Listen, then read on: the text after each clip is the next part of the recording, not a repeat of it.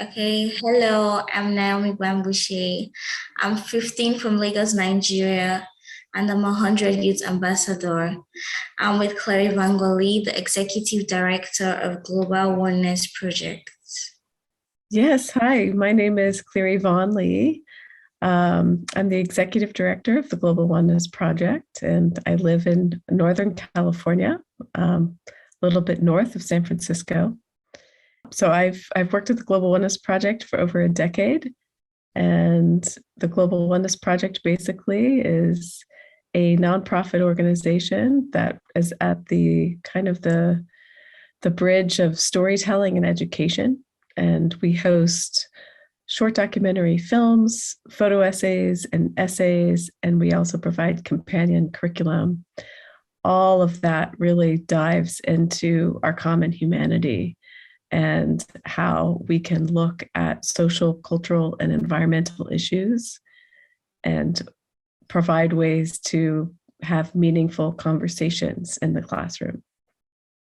Thank you for joining, Cleary. I'm so excited to jump into this interview and find out more about you and your work. Are you ready to get right into it? Yes. So let's start with the basics. Okay. Who are you and how are you making life better for us students? Oh, well, I like to think of myself as a creative person, and I like to think about how we can think about our collective world. I like to make bridges between stories and ways that we can think about global issues, but also think about how those global issues might also reflect ourselves, our personal lives, but also how we live as human beings. So by asking kind of meaningful questions, I always try to think about asking meaningful questions that can really inspire students to think about who they are, who they want to be, what they might want to do in their lives, and hope that that has an impact on students' lives.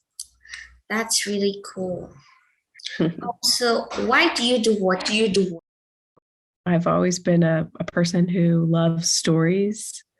I love witnessing how one single story can actually change someone's perspective.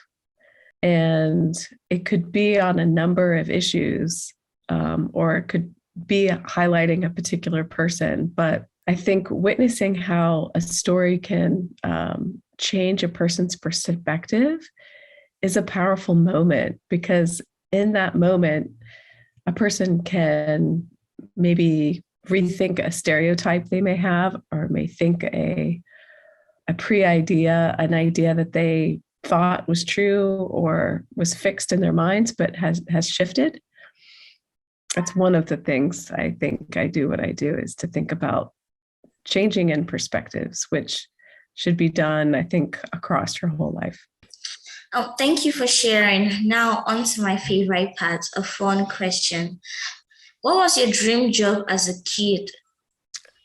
I probably had two dream jobs, and one of them actually was to be a teacher.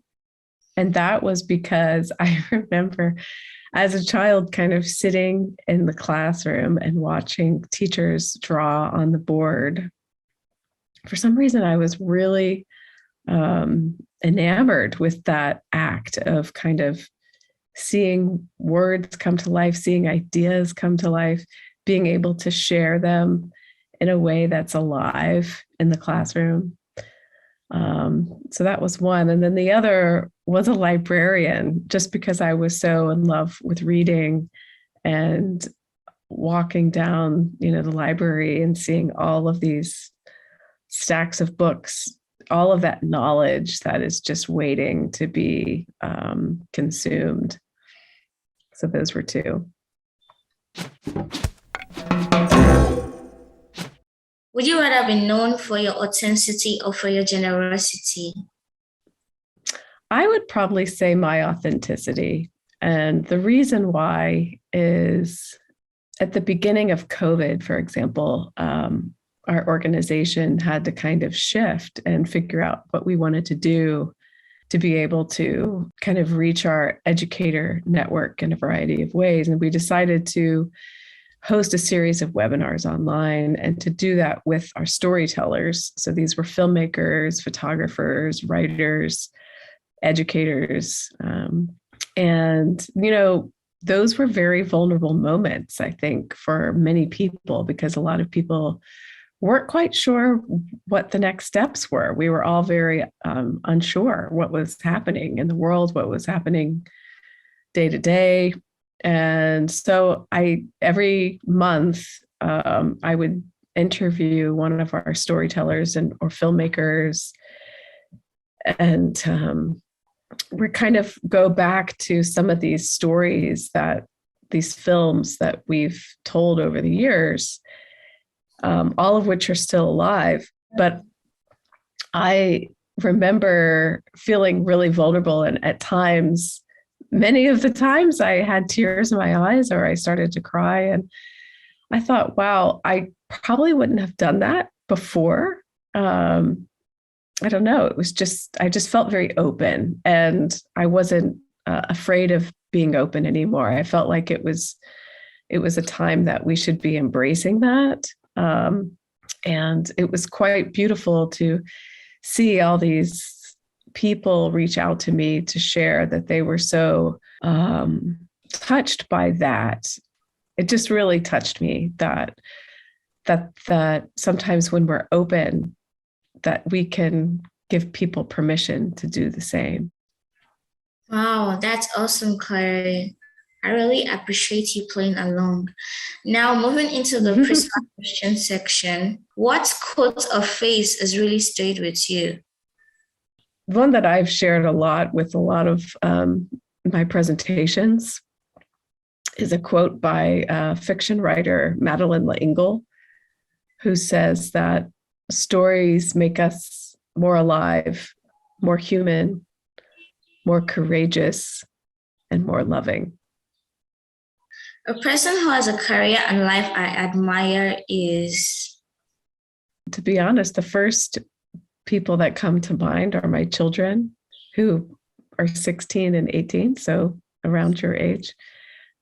And I feel that because of their adaptability and their strength to recognize what's not just needed for the present moment, but what's needed for the future.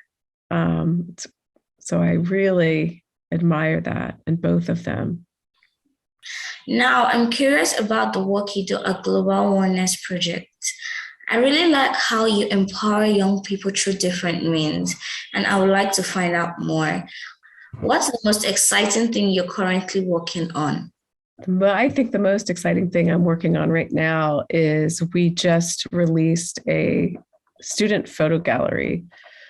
So over the last year, we've conducted these student photo contests, and the contests were created to encourage students to kind of take their cameras out in the world, even just outside their homes or even inside their homes, to document parts of their lives.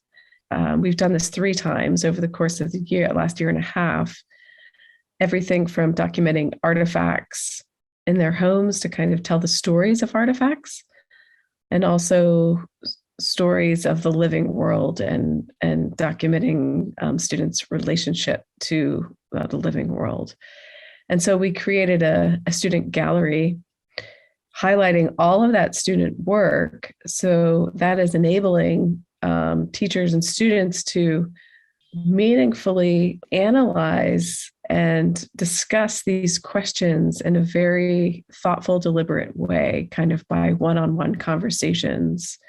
I'm really excited about this because, one, these are works of art. So it's exciting to see student work kind of being used in that way.